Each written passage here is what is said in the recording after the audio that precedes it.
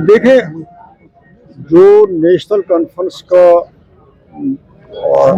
Role था, जो उसको निभाना था पार्लियामेंट के अंदर, वो मैंने अच्छी तरह से निभाया। जब ये बिल 2 महीने पहले वक्फ की इंट्रोड्यूस हुई पार्लियामेंट में, इंट्रोडक्शन स्टेज पे, उस वक्त भी मैंने इसको अपोज किया और मेरिट्स पे किया और अपनी बात रखी, पूरे तरीके से एक्सप्लेन किया। परसों जब फाइनली उनको पास करनी थी, उनकी मेजॉरिटी थी, तो उन्होंने वो की। तो मैंने जो कुछ कहा मेरे लिए बेहतर नहीं है, आप सब ने देखा होगा। तो मैंने लोगों की तर्जुमानी, जम्मू कश्मीर के लोगों की वहाँ की, जो मेरा फ़र्ज़ था, मैंने अपना फ़र्ज़ निभाया। बाकी ये वक्त ऐसा नहीं है कि हम लोग इस मामले में एक दूसरे पे इल्ज़ाम लगाएं। हमें इस चीज़ पे एक दूसरे पे इल्ज़ाम नहीं लगाना चाहिए, ख़ास तौर पे कश्मीर की पार्टियों का मैं कहता हूँ।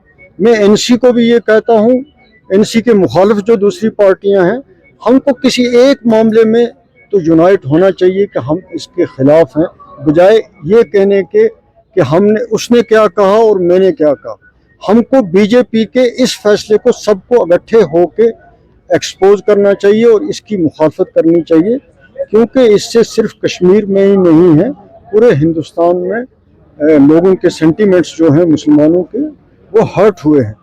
तो इसमें कोई पॉलिटिक्स की बात किसी भी पार्टी को नहीं करनी चाहिए। मेरी रिक्वेस्ट सबसे यही होगी। ये कोई माकूल जवाब नहीं है, ये कोई माकूल जवाब नहीं है।